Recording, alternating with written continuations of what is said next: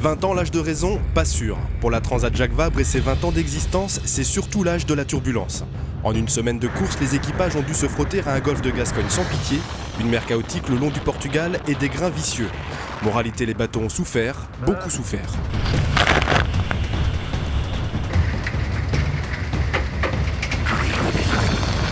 On a juste un petit souci avec la grand voile hier sur un empannage. Pas violent, pourtant il y a un bout de chute qui s'est déchiré. Bon, rien de bien grave, mais bon, si on tarde à réparer, ça va s'aggraver.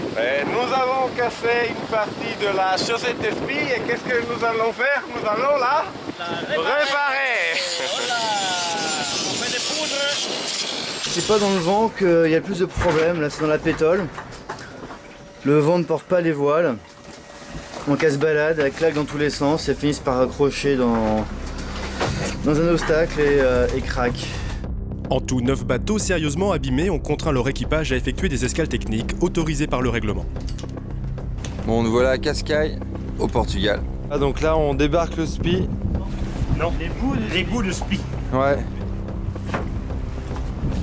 Et on vous assure, hein, tout ça c'est la même voile.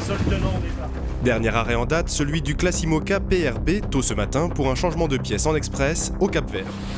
Bon alors les îles du Cap-Vert qu'on quitte, heureux avec un nouveau safran sur PRB, donc voilà, on est reparti dans la course, on est en plein milieu des îles, Jean à la barre et on prépare un dernier empannage qui va nous permettre de sortir.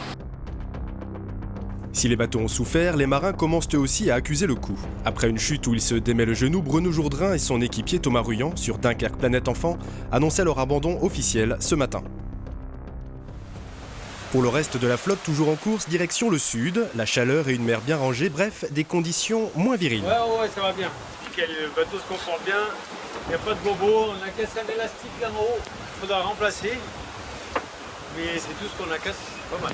Et après une semaine de bagarre avec les éléments, les équipages peuvent enfin s'accorder un peu de temps pour prendre soin d'eux. C'est une semaine qu'on est parti. Et au bout d'une semaine, qu'est-ce qu'on fait? Eh bien, on se lave. Petite douche. Aujourd'hui, c'est première douche. Première douche, premier shampoing.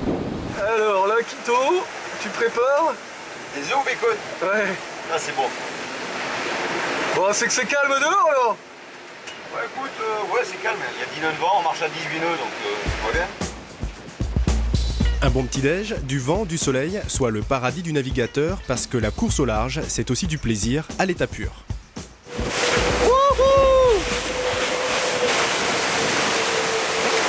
Ah, le surf endiablé, celui-là il était beau. Bonjour, la course bat son plein sur le voilier SNCF Géodis et aujourd'hui nous avons des visiteurs.